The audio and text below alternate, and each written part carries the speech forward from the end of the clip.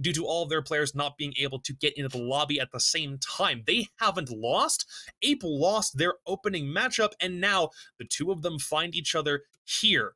A date with Wichita Oblivion on the horizon, theme park, Oregon, and Clubhouse if you require it. Let's see how this plays out. Yeah, right now, just looking at the map selection as well, in my mind, this is going to go down to Club. APE, I've never seen Oblation play theme ever. APE looked extremely strong on theme park against Neo, and that's one of Neo's best maps. Sure, Neo was playing with a sub, but APE still looked very, very good at it. I think APE win here. Oregon is Oblation's bastion that they fall back to time and time again, and they just keep winning it. So in my mind, this goes down to Club, and I don't know who I'd give the edge there to.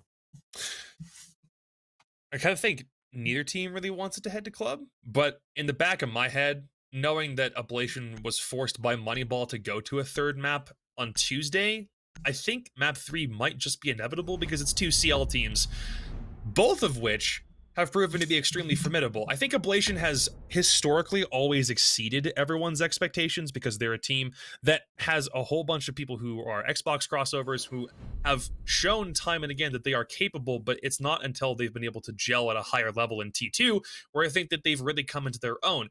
Whereas on the other side, since their formation, APE has not been quite the same. Their expectations were incredibly high because they've got former players from the North American League, and they had a former North American League coach on their side. So everyone looked to that squad when they formed and thought that they were going to just dominate everything under the sun, and that has not been what we've seen.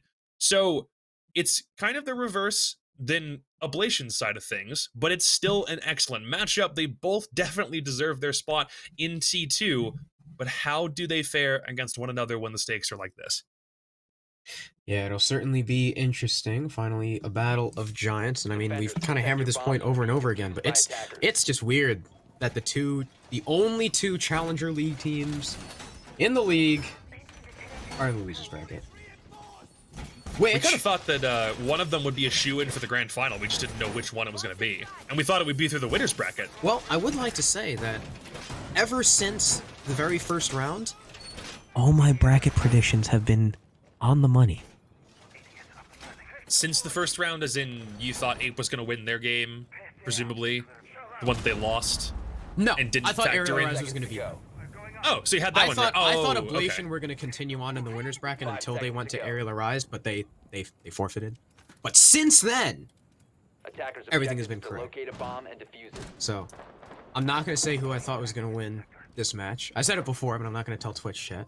We'll just have to all find out together. I'm going to say I wanted to avoid doing a pregame prediction on this one because I really just kind of want to sit back and let the match speak for itself. So, indeed. Here we go. We start on Throne Room. Pretty darn typical for any standard defense on Theme Park, but it looks as though the roam has already begun to escape back upstairs, and Oblation have not brought their roamers back to site. So far, Benji Mula and the Mozzie of Inrio are both upstairs. Bro proves once again he has infinite knowledge of... I mean, yeah, but he just like forces himself to watch every single competitive game of Rainbow Six that's ever been played. That's not true. That's absolutely true. That's only Tell T1. them about the doc. T3 I only follow some of the, the bigger leagues. And wow, that is aggressive from Inrio, and unfortunately, he whips the first couple shots on the window. Melted is made aware of his position, and the jump out does not go his way. A little bit foolhardy there for the Mozzie, so good first pick as the wall inside of Throne will now fall. Benji is upstairs, though, to retake Inrio's fallen position, avenge his fallen comrade against Melted, who's still hanging out on the Dragon balcony, and Benji, of course, does have that extra bit of drone denial. It's an aggressive push here from Giddy. He finds one, but he can't find the second, and nearly another one for Callout, though Melted finds that upstairs roamer. Now it's just Guy and a Baron Vivid. 2 versus 4 as the walls into site are open. The smoke will go down, and it's just the Jaeger clutch up the round.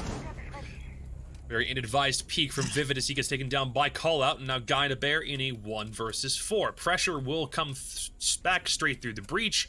The Nomad is also upstairs, just waiting to see if somebody decides to leave Throne Room, but Jaeger is standing resolute.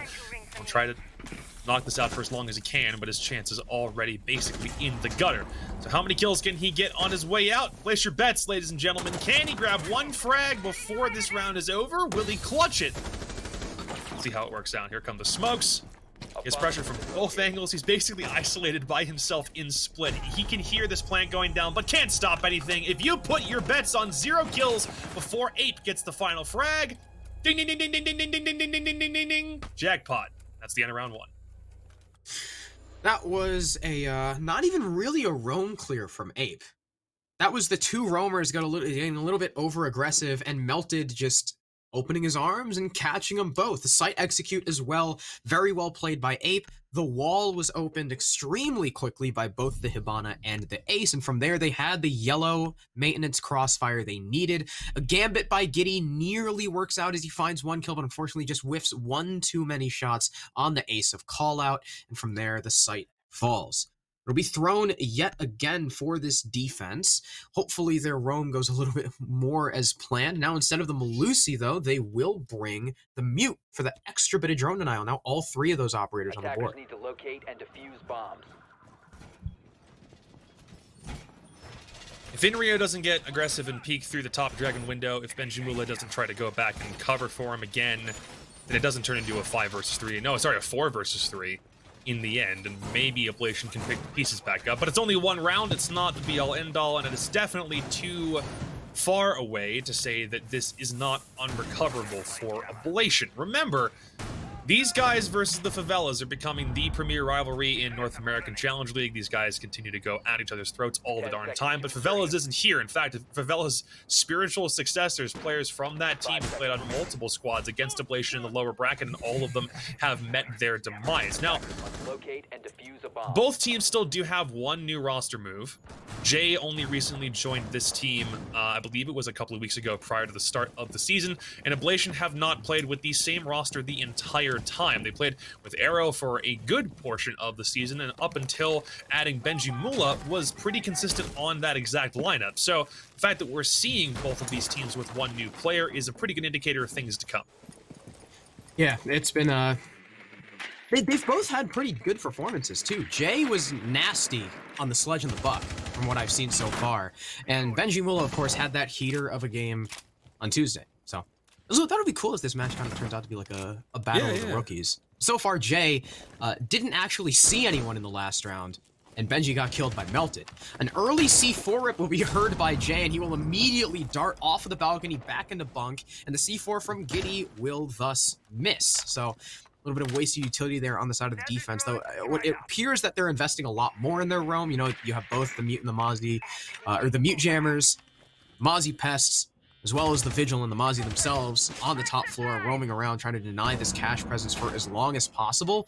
Ape are just kind of hanging on the Dragon Bout, but there's a push from Forest, and he'll just die. Interesting there from the Dokkaebi. I guess the phone calls were not enough intel, and there's another one for Inrio. He nearly finds another with the pistol, but he'll be traded out as his teammate of Benji upstairs dies as well. The roam will be successfully flushed out by Ape, but at a cost for even man count. There's only 1 player on site. It is Giddy. Gyna Bear has retreated. No, never mind. Vivid is also directly to his left. Couldn't quite see him, but they both are holding positions behind Throne. One's going to wait for the one to come through bottom Dragon Door, and one will watch through Split. As Gyna Bear is rotating back and forth between both... rotating between bathroom and billiards, so at the same time, it'll be a little bit difficult to discover his location if he continues moving back and forth, but there's the drone to do exactly that, so we'll wait for someone to push down the stairs, and instead he'll force himself back into storage. The attack is still trying to locate somebody, as Callout has opened up the wall. I believe that's all 3 cells are utilized on just that one side, so it means that the pressure cannot come from maintenance, it can't come from any other side of the map. It'll be their only way in unless they want to use the conventional doorways on either side. And Jaeger is still downstairs with 30 seconds remaining. No one's been able to flush him out, though. He is being hunted down. Melted will grab Giddy, so there's only 1 player on site, but Gyna Bear makes his presence felt and makes his time inside of Lab worth it. Jay now needs to make a rotate himself. Gyna Bear still sticking inside Lab. He will not give this position up. It's still a 3 versus 2. Actually, no, 2 versus 2. That overlay is, in fact, glitched. Here comes the rotate. Finally, Vivid will grab one. The pressure now comes from Split again as the Jaeger's trying to make his position known inside as well. Call out. Wants one more frag. Can he find it? Yes, but he has to go immediately for the plant. Guy in a Bear just has to sniff this one out, and this is a round in the bag of Ablation as Call out pulls off the plant. Yeah, and that round in my mind just comes down to a way better roam. Instead of just two of them dying for free because they get a little bit too over-aggressive, they play back, they wait for those clearing attackers to come to them. Unfortunately, it was not as well executed as I think it could have been from Ape. Of course, there was plenty of drone denial upstairs to actually stop Ape from getting that precise intel. They relied a little bit too much on just the Dokkaebi call. Forest and I believe it was Forest and Yaga both died upstairs. Yeah, because Jay was still, I know Jay was still alive. Yeah, and Melted was still up. And Call Out was the last one. So yeah, it was Yaga and Call Out. Sorry. Jesus. Yaga and Forest died on the roam clear to Inrio. Sure, it was 2 for 2. They wasted just over a minute. And then Guy and a Bear with a horizontal extension into lab actually succeeding this round.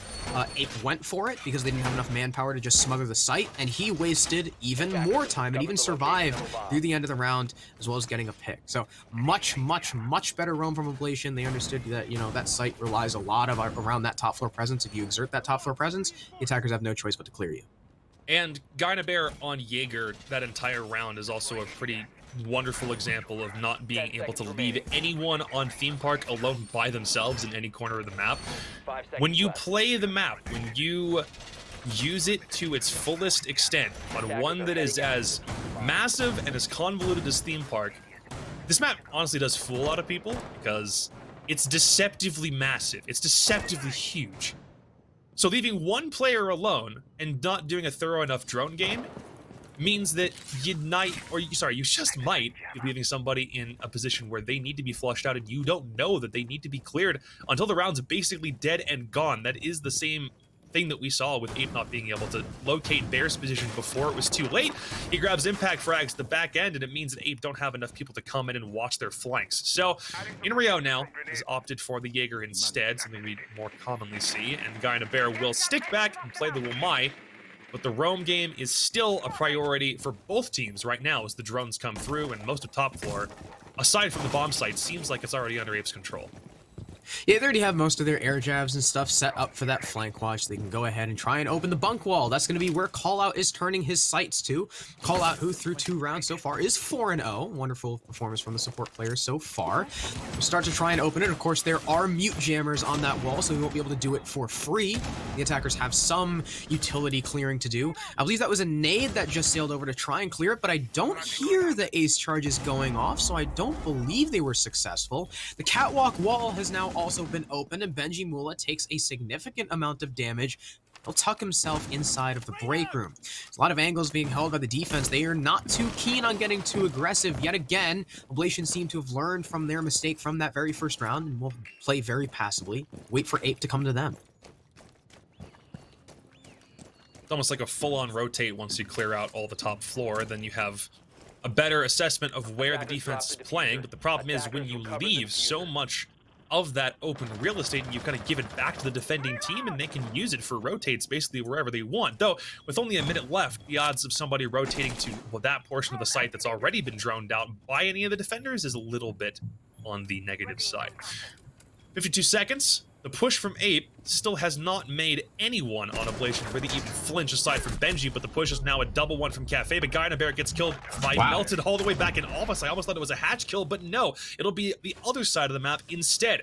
Inrio holds yellow by himself. Giddy's trying to see if someone pushes either from Arcade or from Cafe, but that now is being swarmed by 2 players. Inrio's the first one to knock out an 8 player, and there's the cross. Giddy gets Jay, but Yaga finally does take him down, so the trade is there.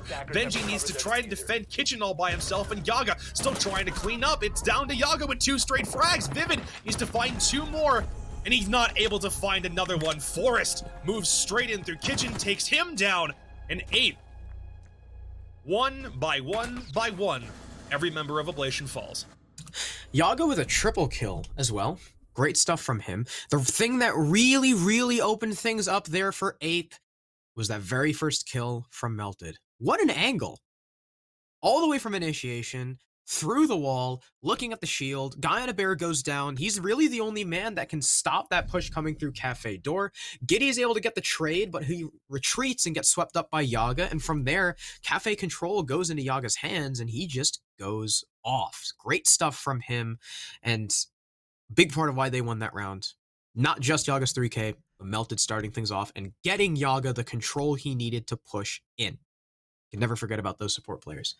Bunk will be a repeat site yet again. For Oblation, seems to be the pattern. Lose throne, win throne, lose bunk. Perhaps win bunk now. Doesn't seem like they've made any operator adjustments, so it seems we will mainly have playstyle adjustment, maybe focus a little bit more on Cafe, have someone challenging initiation for longer, but no, they're just gonna, again, just completely reinforce off the bunk wall and not even bother with that side of the map. Doing a little bit of perusal on Oblation on Theme Park. This is such an oddity. I wanted to go back and double check if they've played this at any point over the past like 3 months. And they haven't. Ever. Nope. Literally never. This and Cafe are 2 maps they've never touched. Nope. And Cafe is their auto ban for whatever. It is their auto ban, and Consulate might be a map that I honestly, a team like APE seems flexible enough to kind of go anywhere. So I'm happy that we are actually seeing Theme Park played more often, one, because it doesn't get played a whole bunch in, you know, NA, T2, T3 nearly at all.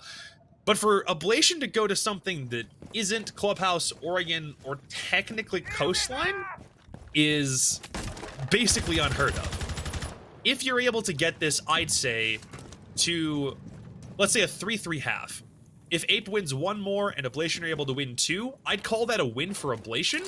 But the problem with it being such a heavily defender-sided map is that once you move onto attack, APE are going to have everything on Oblation well scouted regardless. So the hypothetical might actually be more like a 4-2 half if Oblation want to have a fighting chance. And right now, it's not looking like that's going to trend that way.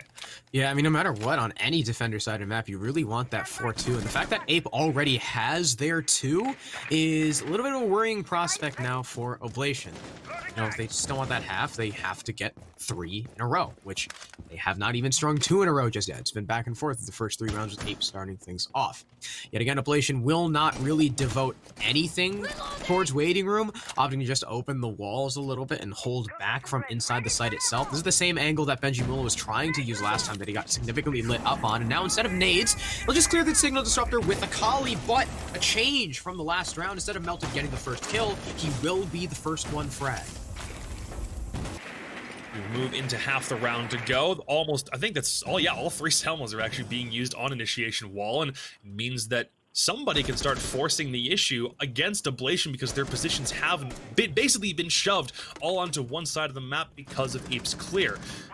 No one is getting aggressive yet, as it seems as though Callout and the rest of the attacking squad are just trying to force somebody out of position or maybe open up a couple of holes, maybe a few pixels, because they've got a couple longer scopes than do the guys on Oblation. With a minute left, it comes down to more defender utility being cleared out, but again, it's not nearly as tedious of a task this week as it was last week. So hopefully it's something that they can totally take advantage of. More damage done to Callout. Here comes the smokes, and we might have a pretty early execute. Inrio finds Jay. Benji will taking more damage, and there's a smoke grenade going out. Giddy with a double C4 as Forrest trades out Benji, taking control of break room, but now that's the only control they've got left. It's a Kali in a 1 versus 4 after a Hail Mary toss from the mute. He'll peek down long with a sniper rifle. Great shot onto the Wamai, but Giddy's there for the cleanup before he can secure it. Oblation take round number 4 off a 3K from Giddy. Back and forth, back and forth. Oblation have opted to go for the same bomb site in a row on both occasions. We went throne, then bunk, but we still can't go back to throne yet, which means we're seeing initiation played instead. And it's a good thing that it's a tie through 4 rounds, at least on Oblation's side. But I talked about them last round. If you're APE, honestly, if you only win 2 rounds on attack, then you're probably still sitting pretty because this is your pick. You've gone to it before. You've beaten teams on it before very recently. So it's not as though it's foreign territory to you, and it's still a map that we don't see played that often at this level of competition in North America. So for you to go back to it, and because of the support staff and the structure that you currently are working with, I do have a lot more confidence that even if you were to only win 2 rounds, or maybe even 3, that when you move on to your defensive half, you shouldn't really be all that concerned. Yeah, so...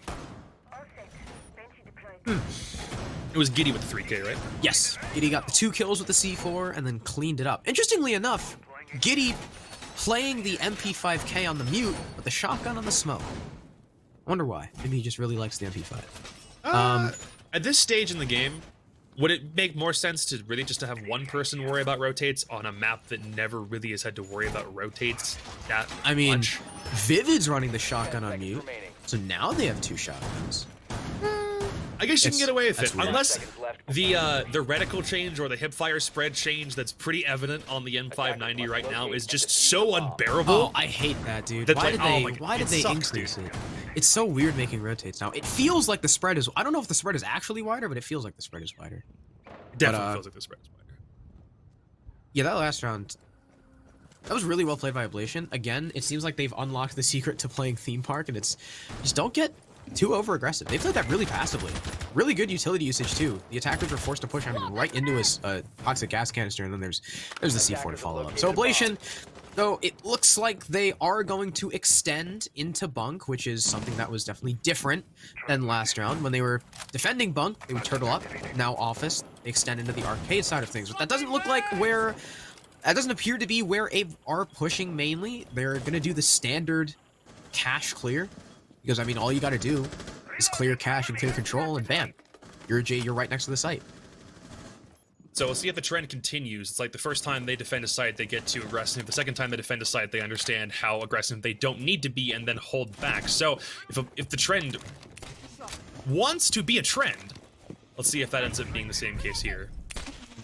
The entirety of APE is, well, 4 out of 5 players. No, the entire team is situated on the east side of the map. Some of them aren't even in the building quite yet, but there isn't something happening from the opposite end to try to push initiation out. If anything, there are 2 different avenues that you can move in. You're moving into initiation proper and blowing open the wall, and you're also trying to utilize any cache presence to pressure maybe even around from the waiting room side of the map, which means that to attack solely from one perspective on Theme Park is not a bad thing. First kill is Benji Mulet getting taken down by the Nomad of Melted. It's not the end of the world. However, Benji 0-5 through 5 rounds. He's been very ineffectual thus far. Yeah, I guess when we hype him up, he Caster's Curse hit him. He hasn't really done much. Last time we saw him, he was trying to actually flank from bottom Dragon, and Melted knew. Easy kill. 4 versus 5 now, though with the Melusi, I mean, you don't lose too much utility. Sure, it could be a C4, but for the most part, she's got her Banshees down already. A smoke grenade already coming out from the Ace of Callout. In fact, he's got no more, but Guy and a Bear just playing close. He'll find 2 as Inrio finds Jay. It's a 4 versus 2. Gas nade goes out. It'll choke off Yaga right into the waiting arms of Inrio. 2 for the Jaeger. 2 for the Wamai. It's just the Ace. Or sorry, not the Ace, the Nomad. Also gets 1 on the Giddy. Finally, some semblance of a refrag, but he's walking right into a 3-way crossfire. There's nowhere for him to go. 3 kills for Inrio, 2 kills for Guy and a Bear, and a beautifully executed round from Oblation. So with the 2 different ways that you can attack initiation from that one side of the map, I mean, it's possible to do it, but it's kind of like if you need to split your attention and all of you are on that one side, you're attacking both bomb sites, and neither of those attacks are really netting all that much in the positive column. Aside from getting the opening frag, which Melted did, and all of a sudden, before we knew what was going on, Benji was dead. But there wasn't any pressure coming from Cafe, there was nothing from Bunks, there was nothing from down below, because there is a whole bunch of destructible floor that you can try to eliminate, but there was nothing to take it down aside from Jay, who's been rocking the sledge, but you can't do that from the bottom up. I didn't really know what Ape's plan was heading into it. However, let's see if we need rehost in the first place. Oh, we'll play this one out as though we don't need it. Oh, you know what? Yaga, when he was moving into control in the last round, did seem like he was glitching a little bit, so I wonder. Oh, so maybe he's timed out. Keeps rubber banding. It's still 3-2 for Oblation. It was 2-1 for Ape, but Oblation seemed to be on the upwards climb. They've got one more round to try and secure this half out of 4-2, and like we said earlier, they will try to do it on Throne, on which they have a 1-1 defense, and of course, they will still bring the same lineup they have, Smoke and Jaeger, Smoke on site, Mute on site, Jaeger and Lab, and likely the Mozzie and the Vigil upstairs using their drone denial for that roam, assisted by even more jammers. Though, never mind, Guy and a Bear will 6th off of the Jaeger onto the Melusi, and Forrest will bring some aid to the roam clear. He'll go onto the Jackal. Everyone on Oblation seems like they're very, very fluid with their op picks. Correct me if I'm wrong. Yes. Is Vivid the only player who has not shifted from his Nope. operator this Vivid entire has defensive played both Smoke and Mute. Attackers need to locate Okay, and it defuse looks as many similar bombs enough. as they can. It's not quite the same thing, but it is very, very similar in the overall execution. But APE are very rigid in the way in which they're playing. Callout has always been Ace, Melted always Nomad, and the same is the case for every operator on the left side of the board. Whereas on the right side, you would be hard-pressed to find, I think, probably 2 rounds in a row where one player is playing the same operator or even in the same position. Yeah. Though, Actually, last time we were on Throne, both Vivid and Giddy did stick onto site relatively in anchor positions, whereas everyone else seemed like they roamed more. So we'll see if that 10 holds true seconds to against it. insertion. Yeah, the thing too about the Oblation's flexibility 5 seconds left and before fluidity on the operators. I remember the way that Oblation, or I think it was either Inrio or Vivid, was telling me, like, you know, the way we want to try and get our roster down as it stands with both Razor and now even with Benji Mula, because Benji Mula is playing very similar to Rosa Razor, is you got 4 flex frag players and Vivid on flex support. Yeah. So they can all shoot. They can all play whatever. I think that's probably one of the biggest strengths of Oblation and why they went from 6th place in stage 1 to 3rd, 4th in stage 2. Yeah, it's nice that there isn't really a role definition for the guys on Oblation, even though it might seem a little bit confusing to everybody else in terms of like who plays what, but it really just comes down to what's more important in the moment. Here we go. Benji Mula on the Vigil is trying to see if he can't corner 2 players inside Kitchen. There's both the Smoke and the Zofia last time they were here. I think they're both estimating that he might be on the rotate, but instead he will opt for the hatch drop and not go for the bait, and he will escape with his life, but Melted will not do the same. So the first kill actually comes through for Oblation instead. Melted with the opening frag on the last round cannot do so. This time he is the opening frag, and it means that both Yaga and I believe it's Jay can now move through Kitchen to the top of Arcade uncontested. Where was that C4 kill? I know Giddy got it. Where was Melted? It was so far away, I don't know. I mean, because every time so far, Melted's been going Dragon Bow. Did he just like Giddy's on chuck it up site. somewhere? Because like, there's no way they have info to get it through the floor. They don't have like a Valk or anything, and I don't think the Mozzie's gotten pests. If he's on site behind Throne like he was the last time Oblation were defending Throne, it might be that he threw it through or over the reinforcements on maintenance wall or barrels, one of those two. Maybe it's possible. Either way, it's a great kill. Interesting Well, too it's not that maintenance. yeah, interesting too that Benji Mula opted not to take the fight with either those guys' break room and just dipped. Maybe not confident right now because he's on 0 frags, or just wanting to play back towards site. And, you know, he knows he's already wasted a decent amount of time. And there's another kill for Guy and a Bear on his patented drug lab. Roam, he'll get a kill on Yaga, and springing up, he'll get 2, looking through the floor for a 3rd, trying to find Jay as the sledge rains down above him. He'll peek the yellow stairs, and he'll finally get traded out by Callout. But that's the first kill for Ape. Inrio, who previously got Jackal tracked inside of lockers, will still persist. C4 goes out in desperation, though the attackers have already backed off. An 8 comes in, and Jay is able to swing right through the explosion. Cap Inrio with the SMG-11. We're now down to a 3 versus 2. It's still recoverable for Ape. It's not undoable, though they don't have any time. That's their biggest constraint. 15 seconds, and Jay's gonna go for a long rotate, interestingly enough. Smoke's coming out from Callout to stop the split pressure. He'll drop down the hatch, but it'll likely just be into the waiting arms of Benji Mula, but no! He'll die! Callout gets the frag. Giddy's gonna try and swing along with Vivid. Vivid gets 1. The planter will have to come off. There's the frag, but Giddy gets the trade. Oblation, no close, still are able to take round number 6 and secure their 4-2 half.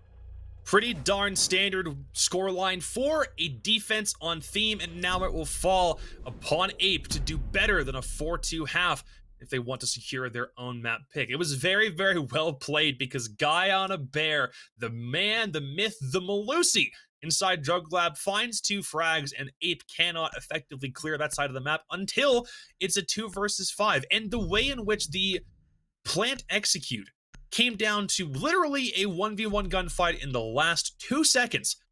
Demonstrates to me that had it not been 2 kills inside Drug Lab for Guy and a Bear, Ape might have had more of a chance to turn things around if they had at least one more man alive. But that's a hypothetical. It's something we can speculate on all day long. If this one thing was different, would the round also have swung the favor the other way? But again, a 4-2 half, still not the end of the world. Ape probably should have expected something like this, and now we get to see exactly why they wanted to head to Theme Park. Yeah, Guy and a Bear is being empowered by his newborn child. Does he actually have a newborn child? No, the joke was that he wasn't there because he was having a kid, but it's actually because his update didn't download. Got it. So is it a Twitch chat joke? I'm so out of the loop. I hate it. It's okay. What group chat do I need to be in to get all the T3 references? I don't know. That was just in Twitch chat. 5 seconds to go. I saw it and I was like, haha. Got it. Funny, because Guy and a Bear is not actually having a kid. His update just didn't download. But I was like, if there are any Rainbow Six players that are having kids, it's gonna make me feel old, and I haven't even hit the ripe old age of 22 yet. So I still have a year to go before I can decline alcohol for something other than my age, like an adult, like a functioning, responsible American citizen. Hell yeah! I can say no of my own free will instead of being constrained by the government. But it's a roam for Ape. What do you know? Top floor roamers on throne? Get out of here. Call out. Not playing with the Romney. I almost called it the Romy. The Roni, interestingly enough, he's still gonna rock the Commando. That's actually not something that we see all too often anymore, especially with the addition of the 1.5. Yeah, that's a good point, but how fast can this get cleared by Ablation? I think roam clears are almost kind of standard across for any map that you play. It's up to Call Out and Inrio in the 1 versus 1. The Nitro Cell comes through, but it won't even need to be utilized, but he'll still pull the trigger on it anyway. So down goes the Ash. No kill since the rehost, and one of your primary entry fraggers is gone. But Benji, we highlighted him earlier on before this matchup started in that entry role. We'll see if it's possible for him to still create some massive impact. Jay, as the mute, will rotate back downstairs, and I think at this stage it's a really smart idea for everyone on Ape to just come back. They already have the 1 kill that they require off the roam, so now it'll fall on Ablation to see if they can't pinpoint everyone's locations and move in after they have the intel. Yeah, it seems like so far this roam clear certainly not going the way Ablation have wanted it to. Ape have it looks like their roam is a little bit more fluid, especially with all the rotates they've opened up in and around, you know, Drug Lab and barrels and stuff like that. But finally, the attackers have that top floor pressure. No kills, but they do have the control. They'll start trying to assert themselves using the vertical play. Vivid on the ace will rotate down, and the push looks to be a maintenance push since he's opening up the gong door. If you'd be, you know, if you're pushing barrels, you'd be opening the barrel's window. So he's going to drone in for himself, find out that there's no one really playing anywhere around there. Everyone on the defense is, for the most part, tucked into sight or on those horizontal angles, far and away from where the ace is pushing in. In fact, it's just the Mozzie, the Malusi, and the Mute on site. I think Forrest is actually in barrels, and never mind, Forrest is dead in barrels. Guy and a Bear with the first frag for his team. It comes a little bit late. There's only 30 seconds left in the round. He puts it back to even man count. Of course, that was not a player with any sort of plant denial in his pocket, so it's not much for the execute. Guy and a Bear can just see the toes of the Mozzie. He'll fire up. He lights Call Out up, but he'll be returned fire. Unfortunately, he did not do enough damage to bring him down. On the repeat, though, he sees the head, but can't land the shot. Call Out with a beautiful kill. Now 3 versus 4. A fight being taken by Benji Mula into Drug Lab, but it's merely a distraction as the time is wasting away. 2 seconds left. 0-0. Now it's a 1v1, but Benji's got no time. Ape holds steadfast on the site after a brilliant roam. It was still a 20-second execute, even though we're probably not in a forced 20-second meta anymore. I just thought that was interesting. We weren't doing it because there was a lot of gadgetry to clear out. We were doing it because theme, massive map, roam clear is stalled out because you lose your Ash within the first 30 seconds of the round. And that means Ablation need to take more time and examine every nook and cranny and crevice. And if they don't, there could be another player from Ape just kind of waiting in the wings for someone to grab a frag. Not the case. Everyone from Ape opts to make the rotate back to the bomb site as soon as Call Out grabs that first kill, and it means that when Ablation check every corner, they're not only not finding anything, but it just continues to waste time because of the fear factor that somebody could be lurking inside one of those corners. So it's very, very well played from APE. Being down is not something that I think they'll be for very long in this matchup, and we might be heading to a 4-4 if Ablation can't make the proper adjustments. That was definitely an interesting run from APE. They kind of like went from the vertical and like transitioned to a horizontal. That was definitely cool. That's true. Benjimula has 1 kill through 7 rounds, because before the rehost he had none. I think someone's got to tell him this is an FPL game, so he can start running up the numbers. 10 seconds. I mean, it basically is. Yeah, I mean, FPL Benji is 5 seconds a different breed. Have we ever in FPL had a situation where more than like 2 players from one actual T1 team in NA have been able to play with one another? Because I think I've only ever seen like 2 players from one team. Whenever I'm watching FPL streams, I never feel as though I see Fultz and Bosco and Canadian all on the same team, even though I know not all of them play FPL at the same time. I have absolutely no idea. I haven't the foggiest, as they say. Bad caster. Not watching every stream, SMH. I know, you hate it here. I also hate it here. And Inrio is going to make Ape regret going to this map if he has his way with the soft destruction, but Forrest is lying in the wings. He's inside a vault. He's seeing if he can't scout someone's position out. He does have the ability to make a rotate back to the site himself in the event that he gets flushed out, but if someone's behind him in cash, and it does look as though Inrio's trying to snuff his position out, then it will come down to this 1v1 gunfight, and he might not be able to leave. So far, Ablation are taking their time. You know, no rush. Still got a minute 45. Interestingly enough, something we didn't mention. Giddy is running the Kali. Since Thatcher and Maverick are both banned, I guess he'd substitute in the Sniper. You can fire her lances at the wall, clear anything on either side. Both sides, actually, which is why you can't really counter a bandit trick with a Kali as effectively, because the explosion happens on both sides of the thing, so it destroys your hard breach too. But Giddy will do his best with the sniper rifle. We've only seen Kali, I think, 1 round so far in this match. I forgot who was running it. I think it was Forrest. He got 1 down before he got 1 down with the sniper rifle, 1 kill with the SPSMG before he was traded off. But I guess the wall into bunk has been left soft by the defense, so they don't even really need the Kali and the hard breach. They can just open that up with the Ash. Is now the soda machine wall is the next point of contention for these attackers, trying to get that open and get as many walls and as many avenues from east to west as possible before they start to make their assault. 45 seconds left, and I think the pressure from Callout might force him into a bad position, but it depends on if Giddy even is aware that there's somebody on the rotate, but he absolutely should. There isn't additional pressure being forced by Ablation, as everyone is still full HP, so it'll come down to another one of these incredibly fast executes. Inrio has now, I believe that's Forced's old position inside Vault, but here comes the call. He's looking for any frag that he can find through the rotate, and the first kill is Benji on Iago, but Inrio yet again gets shut down before he's effectual. A 4 versus 4, as now Ablation need to scramble to go for these picks. Force the top of yellow stairs will look for any kill that he can, but it's Guy and a Bear with 2 kills coming through that exact hole that he stood in just a moment ago himself. Jay with a Nitro Cell over, nothing found, and 2 more kills as Giddy and Benji clean house. Ablation put their 5th round on the board, and Ape just don't look like they know where Ablation came from. As I said, they got as many walls open as they could, as humanly possible. They opened bunk. They opened soda. They opened catwalk. Inrio tries to go for a gambit play. Doesn't work out.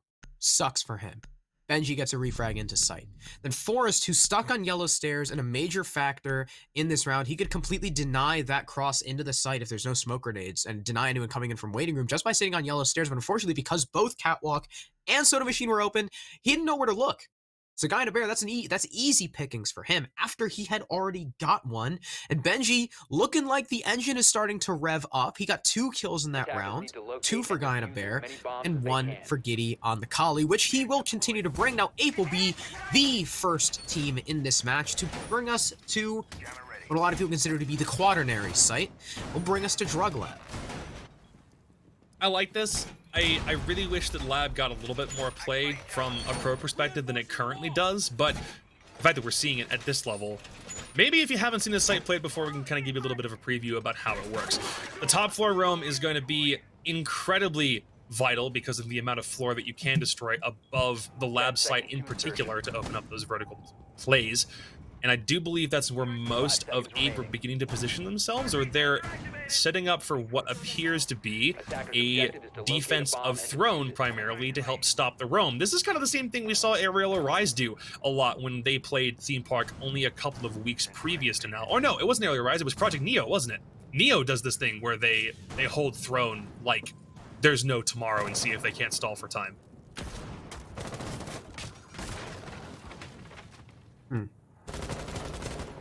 Drug defenses are always interesting because, right, it's like one of 2 things happens. Either the defense invests a lot in the top floor, like around cafe and bunk and daycare, or they do the what Neo like to do. That's the first team that comes to mind, or like SSG do it too. Right, that's what I was where asking they for, yeah. They do the Throne extensions, and it seems like Ape are a little bit more privy to. Actually, it looks like they're doing both. Deploying sensor. Yeah, they're extending into both. They have both top floor players and Throne players. I think this Pulse is actually the only guy on site, but now the Mute will go down and join him. So 2 guys on site, both with C4. You're just going to watch and wait with that cardiac sensor, wait for Ablation to go in, and the attack could certainly be met with an explosive surprise. And it looks as though Ape are kind of burying themselves into these defensive positions, and they're content with only leaving 2 people on site. Here comes the Nitro. It's a pre-place, and they'll just wait for the right moment as Callout has determined that there's someone inside Cafe, but I believe he's already left, whoever it was. Here comes the Selmas, and I believe Forrest trying to see if he can't prevent it from going off, but he can't find the detonated charge, which means the hatch will still be successfully opened up. As we wait for more of Ablation to open up this floor, this is what we were talking about. All of this can flush players out of their comfortable corners. Here comes another Nitro cell. Callout lets one rip, and it doesn't get any HP because the doorway's been completely cleared. Ablation read that one perfectly, but now the rotates are beginning to come back to sight, as that is where the Vigil comes, but Jay has been killed, and it means that more players from Ape need to start making their rotates back. Callout was the only one left, but now it is Yaga and Forrest. No, they're actually still by Throne by themselves, and I don't know if anyone from Ablation's even pushing that extension, which means Ape, they need to come back quick. I think it's so they can maybe they have soft like head holes in the wall by split, so those players inside of Throne can go split and cross the attackers trying to push into the site. I'm not sure why they're dedicated for that long. That's really the only reason I can. Another kill onto Forrest. Now your Malusi's dead. You still got the Pulse up, but he's got no C4. You got one on Yaga, and that's a great kill as Vivid goes down. Now Diffuser has been dropped, the control falling into Ape's favor, and you've also lost your smoke grenades, but at the same time, Ape will lose Melted to Guy in a Bear. Call out on 1 HP, and Yaga with the flank are going to be the last 2 defenders to try and clutch up. Guy in a Bear's getting this plant down. There's the C4 to open up the wall, but it does not kill the Nomad. He's too far away. Great cover from Inrio inside of Bathroom. It's call out on 1 HP, but he'll die to the SPS MG9, and Ablation will take round number 9. They string together 2 attacks in a row and put themselves on a map point. That point, the attacking prowess is just uncanny.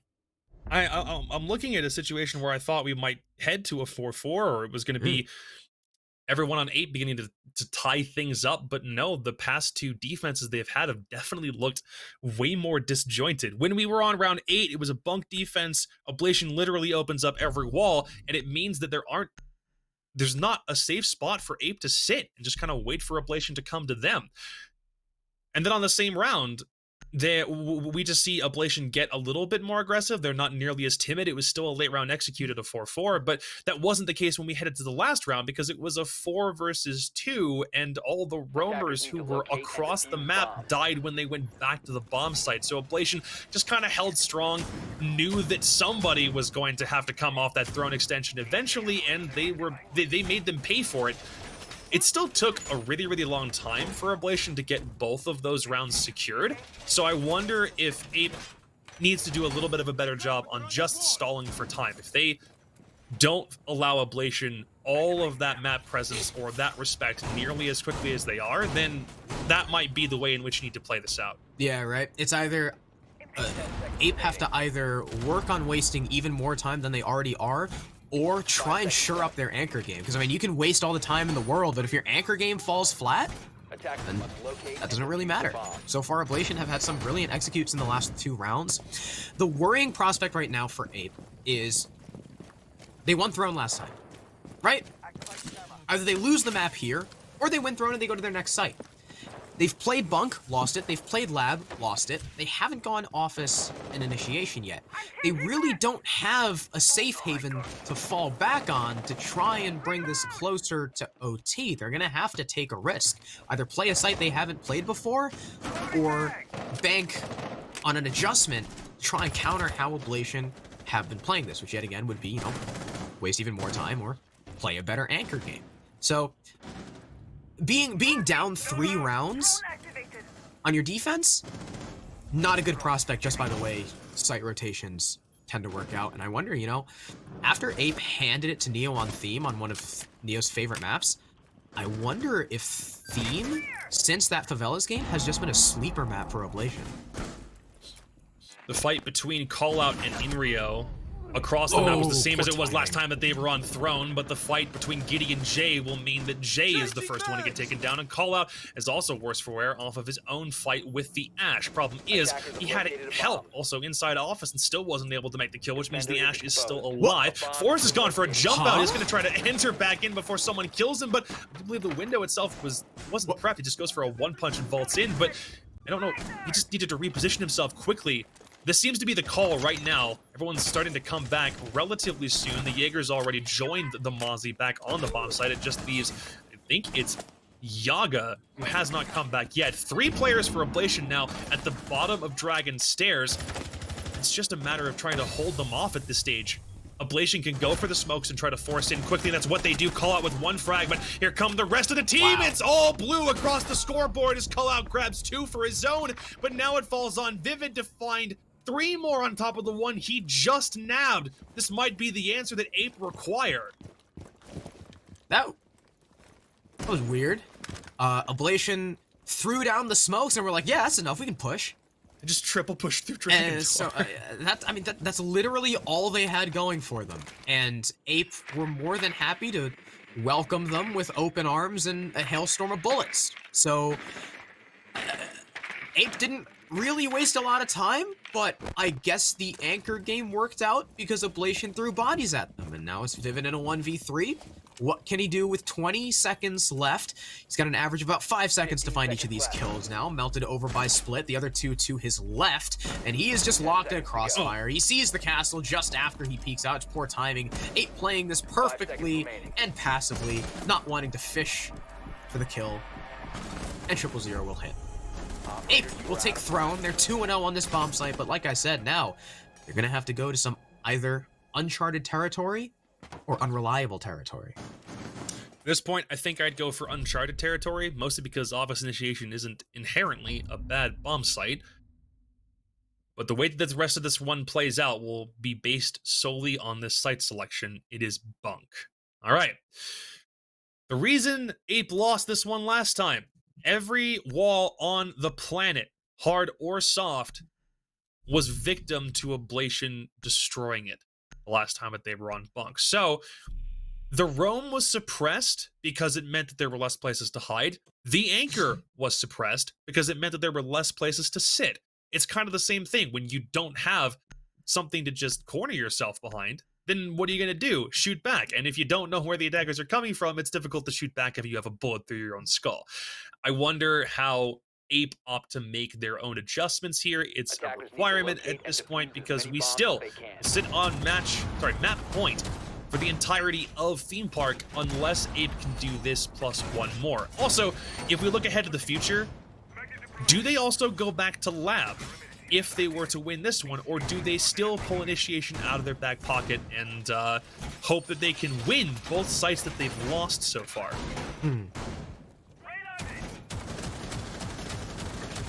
That's a great question. I think they'd go 10 office. seconds to insertion. Lab. Okay, so bunk they lost because, you know, every wall was open and Ablation just had, you know, angles Attackers are out the moving out to wazoo. locate a bomb and Right. defuse it. Lab they just lost because Ablation used the vertical play really well and just kind of rushed back through because those Throne players didn't really have a chance to influence the round all that much. Oblation isolated the anchors away from those horizontal roamers really well.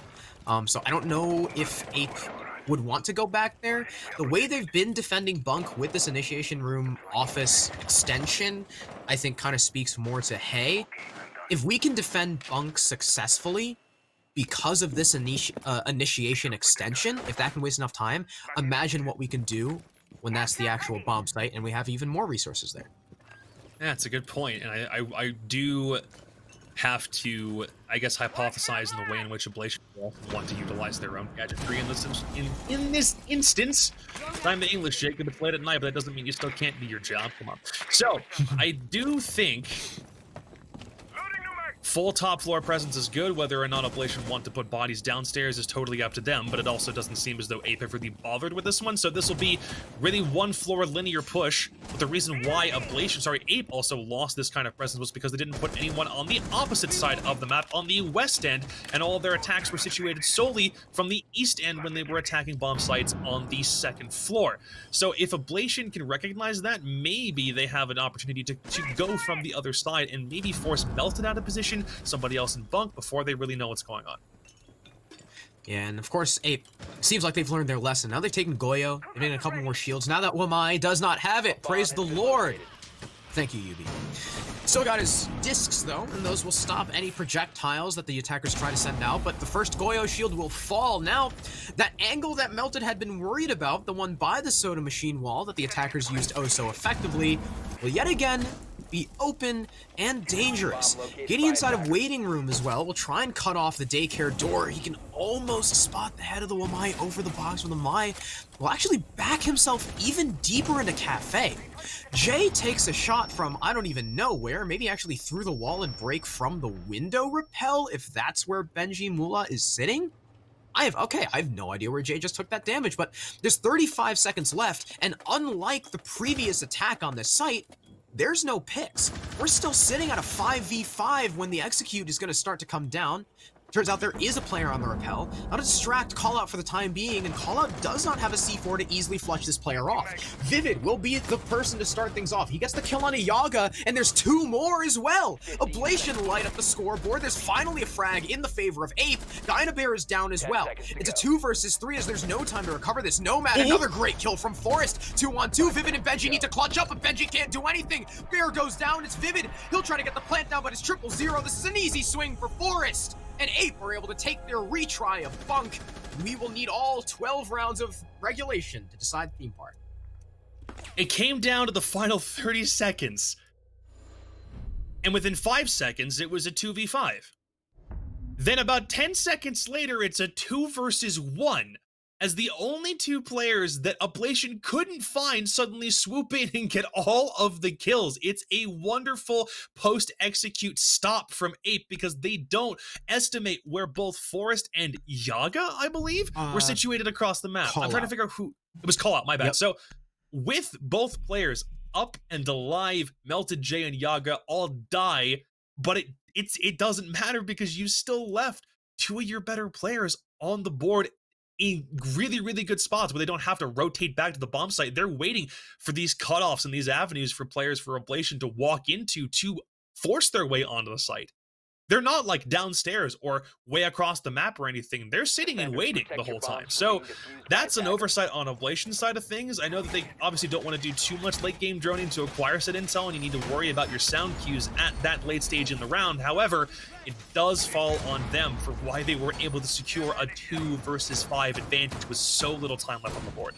Yeah, that was very well done from Callout and Forest, the big 2 players in that round, of course, clutching out the 2 versus 5. Oblation, they had a good push onto the site. Unfortunately, not locking down those last 2 kills where they're undoing 10 it. seconds left. Just, Oblation did not push them together.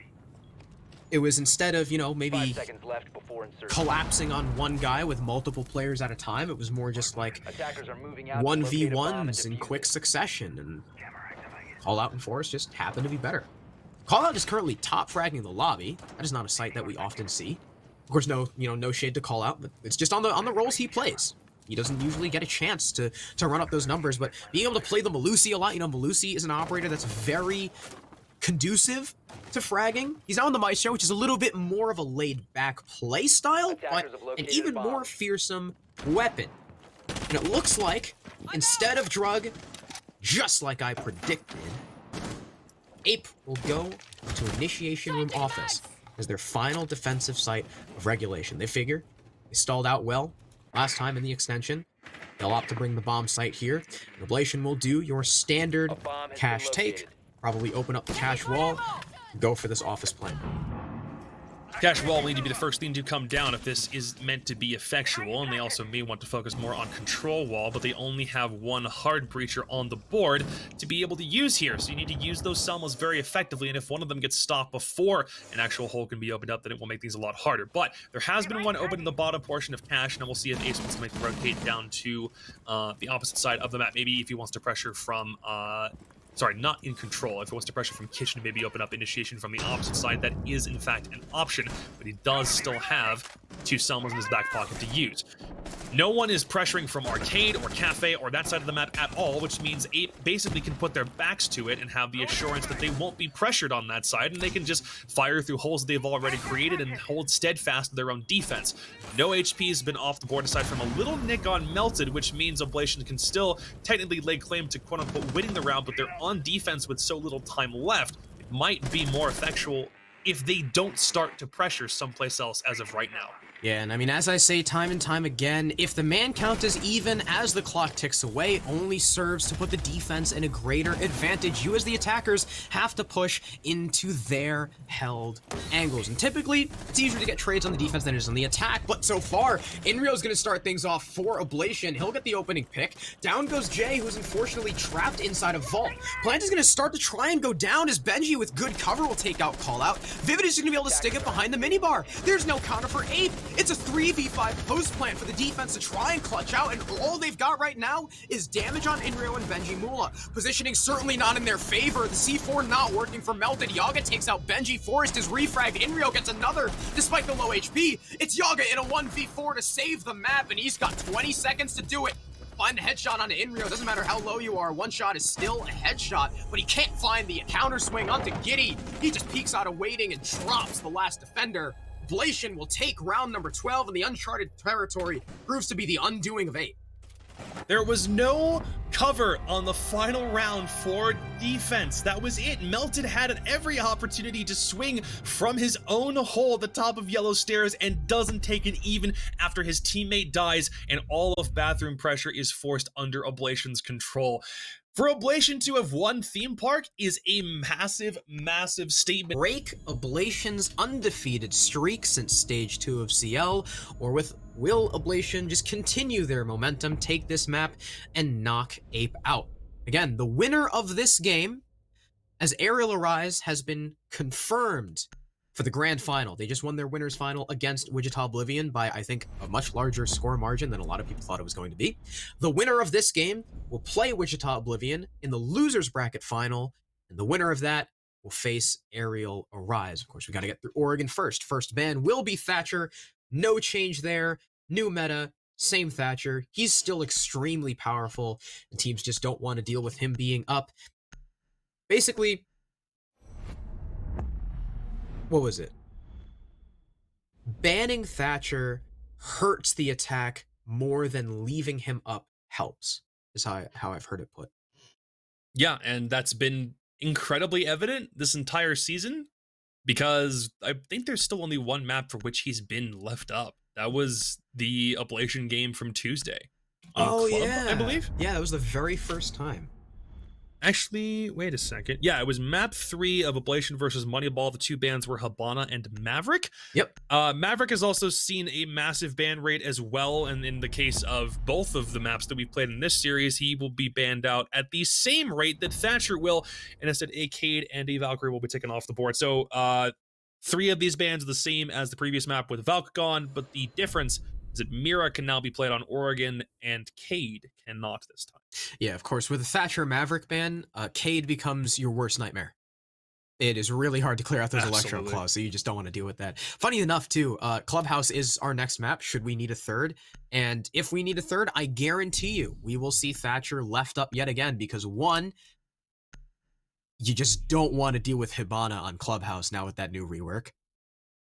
And usually, you take the Maverick off instead of the Thatcher just to cripple the attack even more. You take off 2 hard breachers, pretty much guarantee Thermite and Ace are going to be run every round. Capitao has been left up, and curiously enough, the 6th pick 2 Capitao will be off of Ace. So you lose one of your hard breachers, although it is the downstairs site, so hard breaching is not necessarily the biggest focus. It's definitely not as big of a focus as it is on the top floor, so you can kind of get by with just the Hibana, especially after her change, and especially since Capitao also brings that supplementary hard breach charge. Yeah, and the changes that Hibana has brought to the way in which you can hard breach things, it is so worthwhile, and I don't know why any other league would ever say you can't use Hibana in her brand new form, because it's glorious. It's absolutely a thing of beauty. But the thing to pay attention to is how many pellets that she's got. It's a total of 18, and you only need to use 4 of them to blow open a hatch. Are you going to use that at the one on Laundry? Probably not. You can use it on E-Box, but then you still have so many of them left over, whether it be opening up one full wall to walk through or just trying to open up a bullet angle. It's so much easier to distribute more things open up in the walls, and you don't have a Maverick on hand, which means if you still have like 2 pellets left over, or you can just select the 2 pellet option and just open up a little bit of a sliver and use that as a firing line. Well, the creativity for players who use Hibana has not been fully utilized just yet, so if somebody wants to go for something like that, we're in for a treat, because this is the start of a new wave of Hibana play. Forrest is roaming with an ADS in the pocket. That is a ski boza moment. Fail! That is a ski boza moment for all of you in chat who understand that reference. Yeah, Devin knows that reference. Hopefully, some people in chat get that. I'm sure there are people. You know what's refreshing? I can explain it to you after. You know what's refreshing? Cool. Elbow hold with no Wamai, even though he's not banned. That is just so cool. This is probably one of the hardest things to take down in the old meta, in terms of burning everything under the sun out of bunker. It was tough, and I don't have that. Actually, they got a bit of attention. Did you see all the memes that came out of the you can't use Hibana in her new state? Yeah, I think it was Frozen. Twitter posted, was amazing for 48 hours. Frozen posted a. By the way, shout out to Frozen. Played Minecraft a couple days ago.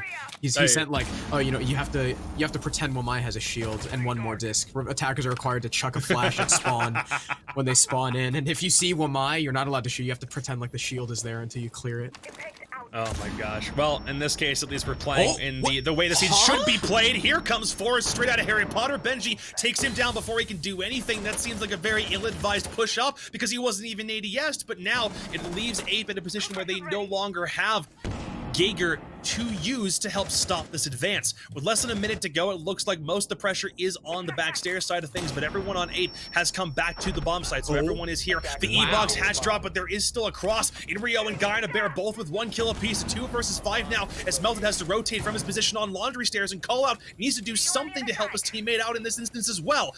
Melted looking for one inside of Elbow, but he can't find him on the swing. Guy and a Bear finds the other one in the same burst. Hand Ablation with a flawless round to kick off Oregon. Sheesh! What? That guy just stood there! What is that freezer guy doing? The Goyo died, and the guy in Freezer just stood there in the doorway. He wanted the refrag, man. Come on. All right, so I guess Oblation really showing off their prowess on this map in round number 1. I mean, what an excellent bunker take. First of all, Forrest is like, yo, impact for me. It gets the Claymore, and then Benji's like, okay. And watches Forrest walk up the stairs. That's an easy kill for him. Then Inrio walks through bunker, somehow lands that pixel shot on the guy peeking him through the E-box wall. Did not expect Inrio to win that one. Bear also gets his own kill in through, I think it was either through pillar or from pillar down long hall, I think. And just lines up the last two guys. Excellent attack from Oblation, showing that they're still on top of their gun skill. Benji Mula especially not having the best map last map, starting things off on a high note on Oregon, and Ape definitely not how they wanted that defense to go. They'll try again, and this time they will exchange the Goyo for the Womai. Knowing how good Oblation is on Oregon, and also knowing that it's their map pick, and also knowing that Ape just lost their own map pick, I don't think that Ape can allow Oblation that many free rounds. Not saying that that round was not hard fought, it was, but you can't be prone to that many mistakes. You need to play less aggressive, you need to play way more passive than you did in that last round, because if this gets out to, I don't know, I'm trying to do like a half estimation, at which point I wonder where it might be too far gone for Ape to really make a comeback. But there are not a lot of free rounds or rounds of leeway that you can allow a team like Oblation, knowing how good they are on Oregon, to get before things are definitely too firmly in their control. Yaga will be the one at the very top of backstairs. He's just doing his best to clear intel, and so far he's cleared 2 drones out by himself just from that one position, and he can be joined by Callout, but E-box hatch has been opened, which means Vivid or Bear, neither one of them have to worry about using their utility on it, but the drops from Oblation in that last round definitely confused the hell out of Ape and meant that they couldn't get into position for the refrag. Benji will open up with the first kill onto Forrest for the 2nd consecutive round, and Oblation already in the driver's seat. Wow. First, Forrest walks up the stairs as Jaeger and dies. Now Forrest, I don't know what he did as mute, but he'll die with a little bit more utility left in his pocket. That's a C4 now done and dusted. Potential plant denial. And really your only other form of plant denial, other than the smokes on Jay, because Melted brought impacts instead of that C4. Oblation are still rocking pretty much the exact same attacking lineup, only trading the Capitao off for the Ace. Not sure why that adjustment was made. Maybe Oblation had thought that Ape were going to transition to the top floor, so they'd value the hard breacher a little bit more, but nonetheless, you know, Bear didn't actually use his utility in the last round anyway, and I mean, he still got smokes, so it's still something. Jay is going to try and swing wide on bunker. That's a very aggressive stance for this smoke, especially with only 2 gas canisters still left in his pocket. He won't find anything as Inrio is still tucked behind the barrels. Oblation are a little bit worried about this roam, though, as Callout is upstairs, but never mind. Giddy just watching by the ledge. He'll take out the Jaeger, and now Oblation can turn their full, undivided attention to these last 3 anchors. Attic and Meeting are both firmly under their control right now, and Melt is seeing if he can't find one frag, but he'll just take a little lick of damage and then force his way back out. Bunker has not been secured, but Inrio hasn't made the push quite yet. The swings are coming through. This could be 1 kill, if not 2 free kills right here, but the Ash will only grab 1, and now a 2 versus 3 as they try to swing things back a little bit heavier. Melted will rotate back into Freezer, as that's not where anyone's been positioned just yet, but he's already estimating that somebody might try from there, but both he and Yaga are watching the exact same angle, unless Melted switched back? No, he hasn't. He's still inside Freezer, but both of them seem like they're estimating a push to come from either Laundry or Freezer side, but here comes the E-box drop with the pressure coming from backstairs. Melted is already aware of this, finds 1 frag, a very nice headshot. Can he find another one? No. It'll be Vivid to trade him back out, and now Yaga, with only an impact to his name, he needs to be able to make the swing. He's trying to figure out where the cross is coming from, but it definitely isn't coming from elbow. It'll be from the other side. No, actually it is from elbow, and the swing just cannot connect. And that's 2 straight rounds on the board for Oblation. A little bit better fight back there from Ape on the bunker push, but things really fell apart when Oblation cleared their roam. It was extremely efficient. They only dedicated like 1 or 2 guys. They killed the mute. They just had Giddy sit up in attic and watch for the Jaeger, who eventually just walked into his line of sight, and that allowed all the rest of Oblation to turn their attention on that site push, set up their utility, whatever. Unfortunately for Oblation, the trades almost went into the way of Ape that round, especially that bunker push, but because Oblation started things off, it came out the victors in the end. Melted did a great shot in the guy into the pillars, but the refrag came through from Vivid. Unfortunately, the Wamai, of course, does not have C4. If Wamai had C4, that would be grossly overpowered. He only has impacts. He's got no way to deny the plant other than just swinging the planter. Guy in a bear who has been on an absolute heater. 5-0 in the first 2 rounds, and not just this map either. He put up the double digits on the theme park, one of the top fraggers for Oblation in map number 1. He had the perfect cover inside of Elbow. Yaga couldn't do anything to fight back. Finally, Ape, though, will fall off the downstairs site. Don't want to go to the same site 3 times in a row. If you're consistently losing it, they'll try dorms instead, and they'll stick on the Wamai. Likely a lot more pressure inside of Attic, and now Oblation's 2 hard breachers will definitely come into full effect. What is it with CCS and Deja Vu? Both of those rounds, we saw Forrest do something really weird on a perceived roam and get traded out by Benji. In 2 consecutive rounds, Forrest has been the first pick, and it's been at Benji's hands. What is it with CCS and Deja Vu? The first 2 rounds, both rounds, we saw Forrest do something really weird on the roam and traded out by Benji. Benji's gotten the opening pick on a Forrest 2 rounds in a row. I just don't like that Ape are throwing bodies at the problem when they probably shouldn't. It seems like their aggressive nature is really not lending them any favors, but it's Benji 3 straight rounds with the opening frag now. This time it's not on Forrest. His only 3 kills are openers. Well, he's doing phenomenal on the entry game. It's just everything else seems to be a little bit lacking right now. But, oh, Forrest, that aggressive nature we're talking about, they're really trying to go for the power plays, but Oblation are not in positions where Ape need them to be, which is... it's making it really, really difficult for Ape to recover from losing 1 man that early. There's not anybody in a position for a trade, and knowing how early Yaga died, there was still plenty of magnets left in his pocket, or at the very least, there was still 1 left. So in a meta where you desperately need all the denial you have at your disposal on defense, to lose that early is not the way you need this to shake out. Yeah, and because the Wamai is dead so early, that's going to allow these 2 players pushing Attic to clear all the utility under the ledge. We'll try and get Inrio over here just to use even more stuns and 100% make sure that those shields and whatever other indestructible gadgets by the hop-up and Attic are disposed of. It's also, remember, important to note that is a 5v4 leading into the last minute of the round. Oblation so far, not only do they have a kill, but they have a decent amount of map control, starting to work on opening the game's wall after already opening Attic. In fact, they already have the Hibana holes open. Forrest is really the only guy contesting that. Now the smokes come out, but as I say that, the only man contesting game's wall will die to Giddy. Great shots there from the Kid Storms. Just did not expect that position to be taken up. Callout will find the first refrag. He kills Guy in a bear, but Giddy is still here. He finds the smoke, nearly exposing his back. Giddy is just going to stick on the rappel, but unfortunately hitting an air jab. He'll fall right into the hands of the Nomad. Inrio as well with a kill on the Callout. It's just melted in a 1v4. He lights up Vivid, he takes him down, but can't find the trade. Inrio there for the reswing, and Oblation will string together 3 rounds in a row on their Oregon attack with Thatcher and Maverick Band.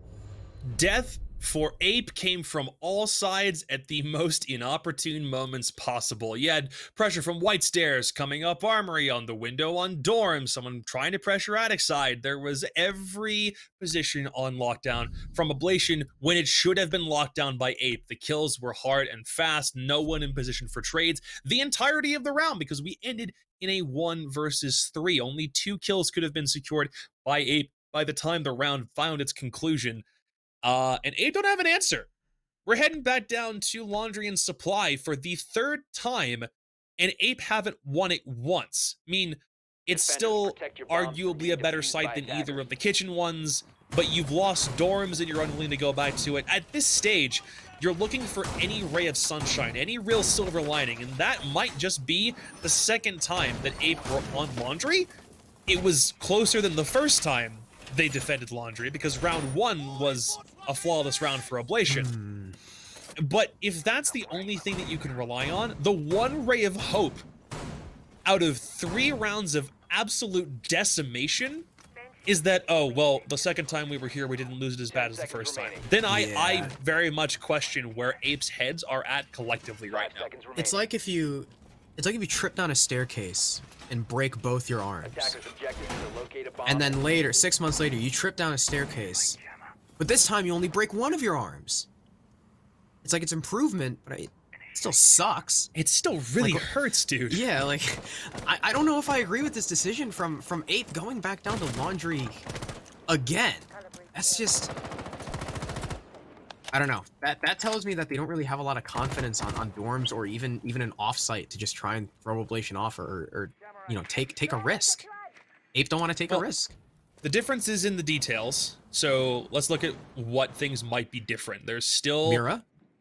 There is a Mira, which was banned out last map, so we didn't have an opportunity to see Maybe that Forrest utilized. won't sprint out of Harry Potter. Well, they're Melted's across the map, which means the only person who has impacts to clear the Claymore would be him, but that won't be the case this time. I don't think, no, oh, hey, here's a difference. No one from Apes died in the first minute of the round this time. Yo! Yo! Specifically So, Forrest. Benji's well, not there to catch him. Forrest died twice, and it was, what, Yaga on the last round? Yes. But yeah.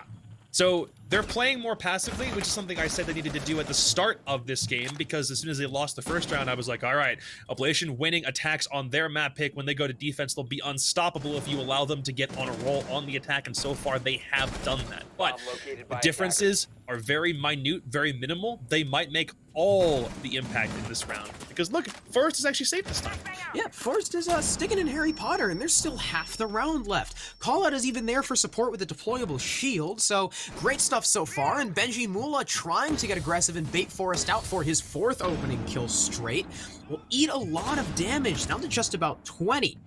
Forrest just sitting here, far more patient than he's been in recent rounds, which I definitely like, and it's going to net him a kill, though he's immediately traded out. Still Benji Mula down, who's been really good in those opening engagements so far. They will finally take control of Pillar, though. Attackers now lording over, as Bear will ace off whatever Mira window was on Elbow. Jay is actually going to walk out. Okay, Jay walked out of Elbow, I guess using the ace charge as sound cover, and shoots Bear in a back. So, the major player for Oblation so far through the first 3 rounds is now down, as the Hibana is still getting her hard breach open. She's got so many charges, she can use them as her disposal. Unfortunately for Jay there, that was a bit of a swing and a miss, though Melted will trade Giddy out. For the first time in this map, Ape have a man lead. It's now up to them not to throw it away against Vivid and the world leader Inrio with 15 seconds left. Melusi Banshee will be cleared, allowing Vivid to move in for a plant behind the shelf if he so chooses, but he'll do it in front of the doorway instead. There's a C4 prep from Yaga. It'll be thrown out and missed. Good job to Vivid, but there's only 2 seconds left, and Inrio has a lot of angles to cover. The Mira is just going to move through. He'll see Inrio, but there's great cover. Melted gets the frag, and unfortunately for Vivid, he can't get the plant down in time. Melted with a big 3K and Ape with their very, very first round. I almost thought that was a round Oblation could salvage, because the Mute rushes in, tries to get the plant down, tries to stop the plant from going down, but is downed himself. But I didn't know that there was also the coverage from Melted on the Melusi to swing in and ensure that the plant would be stopped. And that's a massive reason for why you don't want to lose bodies early in these kinds of situations, because it can very well come down to just one more player behind one of the defenders to grab a refrag or to make all the impact. When you have just one more body left up, it genuinely makes all the difference in the world. And in this case, they played more passive, did Ape. Forrest got his first kill of this entire map. Even though he was immediately traded out, a Forrest with 1 kill on a round is way better than a Forrest that doesn't have any kills, period. So he did his job. He wasted time sitting in Harry Potter, and it meant that Oblation needed to try something different on their attack strategy and account for one more body for a much longer period of the round. And by the time it came down for them to plant, wasn't enough time left, and they didn't have enough bodies available to cover all the angles that were still remaining. It's a good job from Ape, but it does still mean that you need 2 more rounds on defense at the very least, because once Oblation gets unleashed on attack, I fear this one might be over already. 5 seconds remaining. You know what I just realized? Attackers are moving out. to Benji locate and a Benny bomb and actually have defuse really it. similar names. Okay. Because right, like Benny, yeah, because like Benny is short for is like a nickname for Benjamin, right? Benjamin. Yeah, they're both Benjamins. So you know Benji Moolah is like Benjamin money, and Benjamin then currency. Benny AU, that's gold, and gold is also used as a currency. CCS Evans, can we get a poll going on the Maybe on Twitter Benny- about who would win in a fight between All right, Ben Money and Ben Gold? Benny, as Cookies said, Benny is like 800 years old and like 5'4". I think Benji Moolah takes that. Was Rob was also saying that Benny communes with bears or something? Maybe Benny is just Chinese Benji. I've never seen Benji IRL. I don't know if he also. He's Caucasian, I'm pretty sure. I don't know. I have no idea. Welcome to CCS, where we can spend like a minute of a round talking about a freaking Twitter poll. Benny's Yoda. Test. All right. Being located. We're back on dorms now. Melted situated inside security, and he also does have coverage of Forest to help him out on the hallway side of things in case there is a little bit too many people inside. But he will be downstairs and trying to hold that down, but he also does have a drop down as well. But Hibana gets tricked. Yeah, I think it's jammed.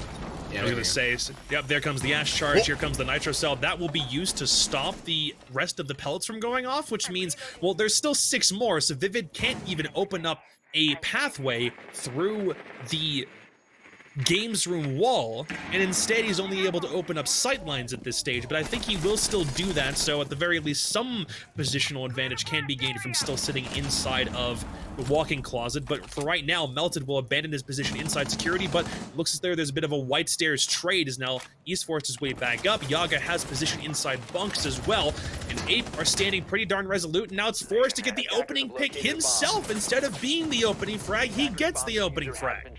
Finally. Good job to Forrest. That's actually his second opening pick in a row, turning the tides, as Callout will get another kill as well onto Vivid. You lost both your support players. It's up to the 3 fraggers of Inrio, Benji Moolah, and Guy and a Bear to clutch up a 3 versus 5, and they've only got 20 seconds to do it. There is not a lot of time on the clock for them so far. These adjustments that Ape are making are working out beautifully, though Guy and a Bear will start things off for Oblation onto Callout. Benji Moolah gets refragged, though. Here comes the push from Inrio. He's got a lot of angles to worry about. He'll try to make his way into Kid Stores, but he's actually taking Diffuser up. Dynabear will be tasked with cover. He'll get one. Inrio with another force with a trade, though, and there's no time. Dynabear forced to push right into the waiting arms of Melted.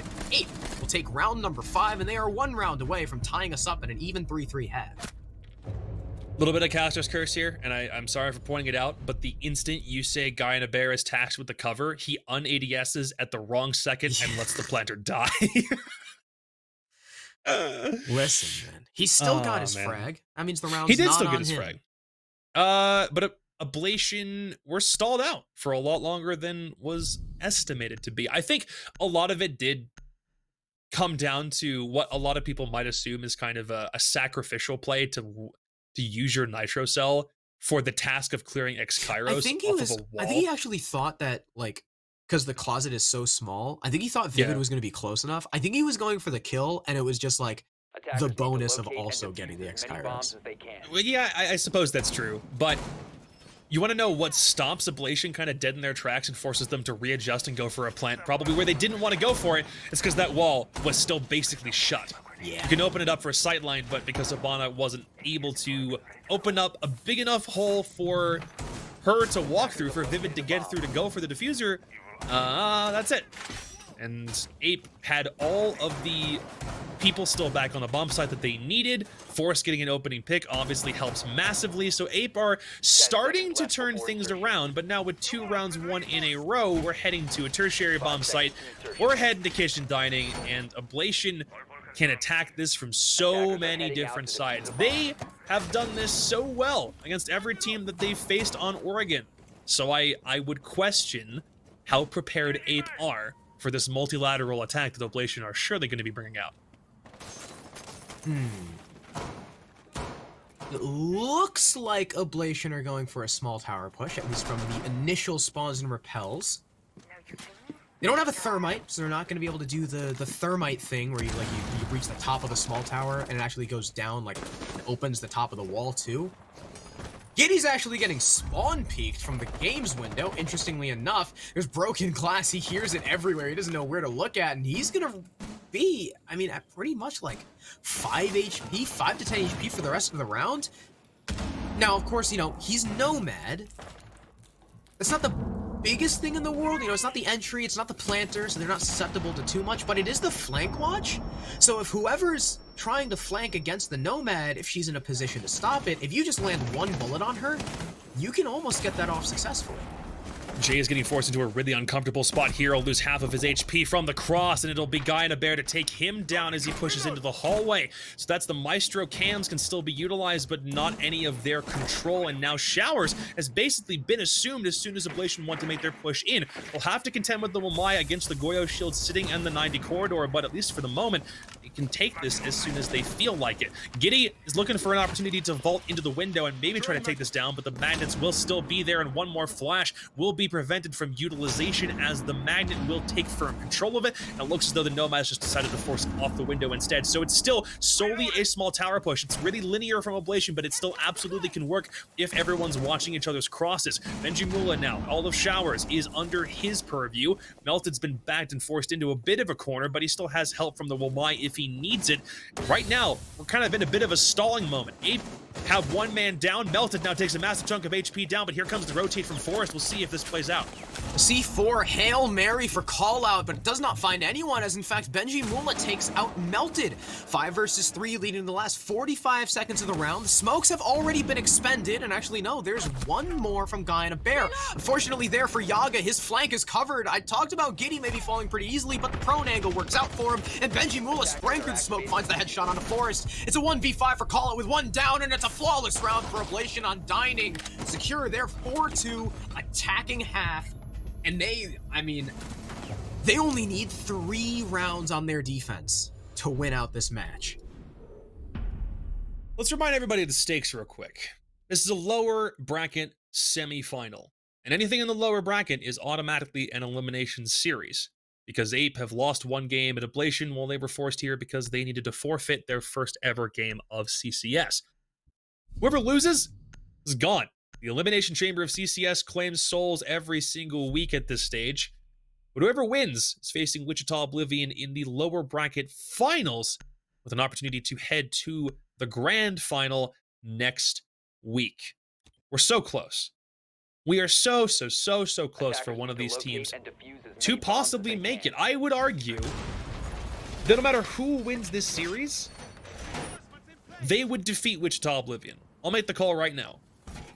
If it's Ablation, especially how dominant they've been over the course of the entire lower bracket, the Cinderella run that they've had to endure, not losing a single series, but still needing to go through the lower bracket and doing what they're doing to APE, doing what they survived against Moneyball, I think they beat Wichita Oblivion. APE, at this point, I don't know. They need to have an insane, impressive comeback, win Oregon, win Clubhouse, our decider, if it's required. Stakes are high, and right now APE are not answering the call. Attackers must locate and defuse a bomb. You know, can you take a wild guess as to what I'm about to say regarding the opening picks of this match? I don't want to make a deja vu reference at this stage. I think that's sacred ground at this point. No, it's not a deja vu reference. Something to do with Benji. No. It is something to do with Forrest. Oh? Well, not necessarily a specific player, but the team with the opening pick so far throughout every round has come away with the round. And if that tradition holds true, then that pick from Yaga in Big Tower against Inrio playing very aggressively on the stairs could snowball with their very first attack win. We'll see if that ends up still following the same trend, as right now the first kill is Inrio. So if that means that APE can swing things back, maybe one round on attack, try to stall the late half momentum that Ablation most assuredly acquired as this match has progressed, then we'll see if it bucks the trend. Right now, not so confident, because this is still a loss on defense, and it is still Ablation's pick. It's not the end of the world. They can still make this work. Here we go. E-Box hatch has been opened up, but Yaga will find his second kill as down goes Benji. So now all of backstairs has basically been surrendered because Giddy needs to force himself off the angle. Bear is not with him. I believe Giddy actually still might be trying to... No, sorry, a Vivid by himself is trying to hold on to it. Dire Straits right now. I want this push to come through because I want to see if Vivid needs to get forced back as well. No, wait, Zoph is... Vivid's just like walking around pillar. Like I was in going to circles. say, but Zoph's also left, so he can do that and I won't question it. I mean, I guess.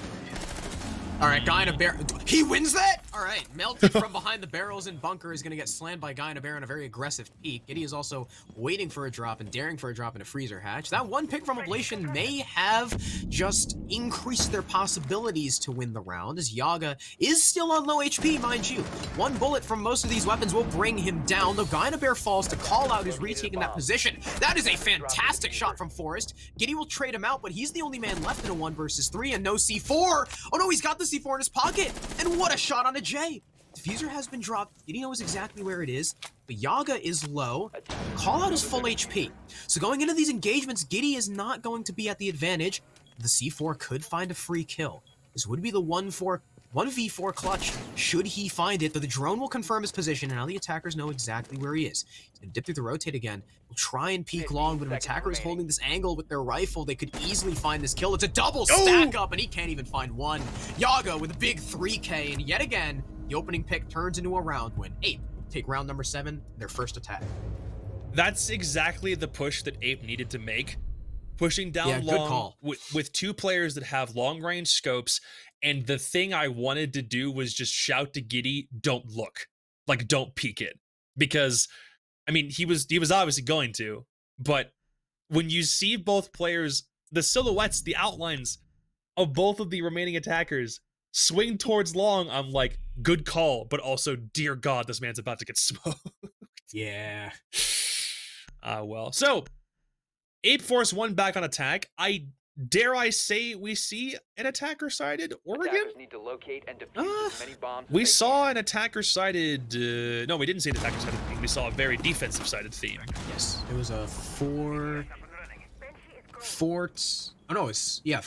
for Ablation, and then a 3-3 half for Ape's defense. To close things out, which still meant that Seven- Ablation had the round win, yeah. Yeah, so 7-5 split, because that's how numbers work. Because it was a 7-5 win. Right. So far, we are 4-3 for 10 seconds left. in terms of defense to attack, 5 seconds left before insertion. right? Wait. Overall, between both Objective is maps? to locate a bomb and No, defuse I it. lied. No, I mean Oregon specifically. We're right now at a 5-2 attacker advantage. So maybe it's attacker-sided, or again, like I said, I mean, opening picks. Yaga was able to kill Inrio very early, got another one on the Benji, and even got a third at the very end there. So great entry from him. Of course, Inrio currently not on the tower stairs. Definitely pensive regarding that last round. You know how when Border was still in the rotation, that was essentially Yes. Armory the map in a lot of ways? Because everything kind of hinged on Armory. Always had people in Armory. No matter Or, what. or at the very least, everyone would be playing Armory more often than not. Like, if they lost Armory, it's like, where else do we want to go? Back to Armory. In a lot of the games that I remember casting on Border, it would be so many rounds are played on Armory specifically that it was like half the round count would be played on one site. That's the case here. We're on round 8. It's the 5th laundry defense for either side in one map. Wow. Are we sick of it yet or what? I might be. I don't know. We'll have to see. I'm kind of getting there. These guys obviously aren't sick of it, but it's almost like you're going back to laundry really just based on necessity. It was 2 straight rounds in a row that APE tried it and lost it, but then they go back to it the 3rd time and they win it. So your analogy of fall down the stairs once, We're fall in down the stairs noir. twice, fall down the stairs a 3rd time, and this time they didn't break any of their arms the 3rd time they fell down the stairs. We have now transitioned to Siege Noir. I like this. It is kind of cool. The only color is in the reticle, actually. That's actually pretty neat.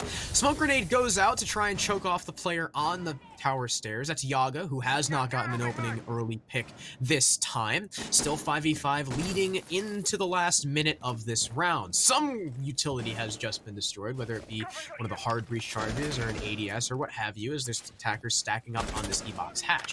OBLATION still has control of Pillar as well as Bunker, so despite it being only 50 seconds left, APE haven't really taken all that much control.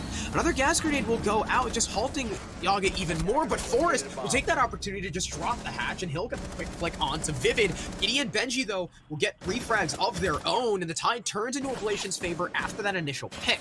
Inrio will still persist towards the double door, looking like he wants to peek into Pillar and get that late refrag and the revenge for his teammate of Vivid, who fell by Harry Potter.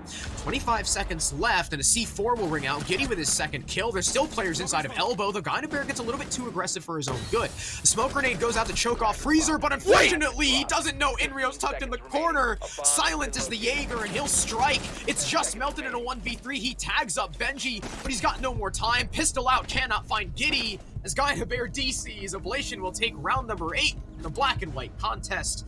They will maintain their lead. This is going to sound a little strange, but I think I kind of prefer Siege Noir. That was because cool. It's way rehosts have been relatively quick, like 5 minutes maybe. Yeah, we don't have to stall for all the time in the world. Which God, is I remember amazing. when shout out to Jazzman in the chat. I remember one time, yeah, facts, because Ty's the best. I remember one time when Jazz and I were casting, we were casting another league, and we had to milk 2 rounds for like a 20-minute rehost. Oof. And we 20 minutes? I don't know what it is about Adam, but he's great at just BSing. I just followed his lead at that point. Euphemism for that man's whole career up until this point. Anyway, let's see. You really had to do him like that. No, it's fine. Man. I love Adam, though. I can't say that legally, so I should probably shut up. It's like a brotherly love. Brotherly love. I could deal with that. So, like we said, back on dorms, primary site, pretty standard operator selection from OBLATION. You got the Jaeger and the Wamai. Going to be a lot of anti-projectile utility dedicated just to Attic. You'll likely also have a Banshee in Attic, a Banshee in Games, a Banshee even by Trophy or White. Those are typically the 2, or even by Big Window. Ape as well, you know, they've got the standard lineup. They're going to take probably Nomad, Ace or Hibana, probably either the Zofia and the Sledge, work their way over towards Attic. The remaining 2 operators go towards Game, and that's kind of how you get that pinch going. There's no buck on the board, so they're likely not going to be going for that Kid Storms. They're just going to go for the standard, standard Attic Games take. And again, this could all hinge upon, 1, how quickly they take Attic, and 2, whether or not they're going to be able to actually fully open the game's wall. Though there is one wild card that I think we're kind of forgetting. It's a Dorms defense, and Inrio, the Eater of Worlds, is playing Jaeger. This man on Remember this your last site, CL match? I was gonna say he was the difference maker both times OBLATION were defending Dorms in that map at the very back end of Challenger League. This man is in no way going to be stopped on a roam on this site when he's playing this operator. However, he has already come back. So everything that I might have just said might be thrown out the window, but call out is on Big Window, so let's see if he wants to force from this side. It does seem as though that's the play. Melt is the only person who is currently in Big Tower, doesn't have any hard breach support, but they need to clear the mute jammer off the wall, so they might have to play that one from below before either call out or Forrest are capable of reaching the wall. Come on, Inrio, run back downstairs. Oh, wait, he's in small tower now. What? All right. Look at this row. Yes. He's prepping the window to jump out on the fool by the big window. He'll just prep it for now. He'll run back down. Obviously, hitting a barricade like that is a pretty loud sound cue, so if there was someone outside the big window, they would likely be aware of that, though they've all rotated. That is a C4 that, if placed any closer, could have claimed the life of Forrest. It'll only knock off some damage, and Inrio will persist downstairs. Obviously going for a late flank, as Inrio usually does. Apes so far have made decent time. They've opened the game's wall in a timely manner. They'll go ahead and open the rest of it. Now you've got a full crouching, maybe even standing hole into games, and they'll use the last ace charge here as well. one thing I'm a little bit concerned about is they have not yet opened Attic, I don't believe. So for now, Oblation can turn all their attention to stopping this player inside of games. And just like that, they will. Benji Mula will get the first kill on the Forest. Forrest was trying to help from the attic side of the map, at least for right now. He's been neutralized, but down goes Benji. Inrio's roam has not been nullified, so he can storm back up White Stairs basically any time, but Vivid has also decided to try and help out from that position if he can. Giddy's alone inside attic. It has been opened at this stage, but the push from Ape almost seems like it's coming from Trophy over attic, and there's only one body situated on that side. As call out now, it's a three-prong attack, and he's the only one on big window. Needs to open the barricade up before the push can come through. A 3 versus 4, and now as Guy and a Bear knocks out Jay. Ablation are trying to hold firm as Diffuser has been down, so now it has to all come out for Ape in these last couple of seconds. Guy and a Bear swings the big window, and Gideon and Rio both find one apiece. Diffuser gets down at the most inopportune moment, and now Ablation, they sit on match map series points, and Ape face elimination. So Inrio's roam, though not It wasn't as monstrous. Yeah, no, though not as monstrous as it was in CL, still gets a kill as he persists downstairs after... What he did is he used the Zofia impact that the attackers had used to destroy the signal jammer behind the games wall to kill people pushing the games wall. Beautiful stuff from Inrio, and beautiful stuff from both Benji and Guy and a Bear. Benji finds Forrest outside the breach, inside of games, gets traded off. Guy and a Bear persisting by the big dorm bunk. Unfortunately for Jay, as he pushes through the trophy door, he looks away. Perfect swing for Guy and a Bear. Call out on the big window, throws 2 stuns in, and is like, yeah, that's enough. Jumps through and then gives his life up. And I feel like a lot of that, I mean, Ape just didn't really push at it. Well, this is it.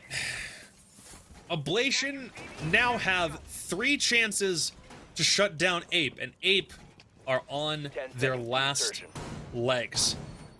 I know I said it before in the pre-show, I had a lot more confidence in what Ape could bring to this series. I knew if we went to Oregon, it was going to go in Oblation's favor. I desperately thought that Theme Park was going to be the wildcard factor to help Ape in this series, but it also went the way of Oblation. And even if they're able to force overtime and win on Oregon, we have Clubhouse up next. And that would still probably be a 50-50 coin flip, and at this stage, I don't know if Oblation can really be stopped. So, here we go. Inrio on the deep roam as Jaeger. The rest of Oblation seem to be situated on or around the bomb site, situated inside of the 90 hallway. No one's really going for anything aggressive yet, but Ape might need to consider that now is not the time for passivity. Do you think they made an oblation to the Siege Gods? Okay, just call the match. Well, it says oblation is like an offering to the gods. Something like That's what that, yes. means? That's a nice impact trick. Unfortunately, it won't actually save the mirror window. That is aggressive from Guy and a Bear, obviously feeling himself, just wide swinging that window that so many attackers use for flank watch. Inrio is in classroom, watching by the school bus. There's someone just to his left. He'll break open the barricade a little bit wider. He sees the gun barrel. That is an easy opener for Inrio, and that could be what cascades Ape into failure. Down goes Melted, down goes your Nomad, and your man outside. Now the white window will not be covered, and that's free rotations for this defense as the rest of Ape is stacked inside of small. They've opened the mirror window. They flushed the man out of showers, but they haven't actually moved in.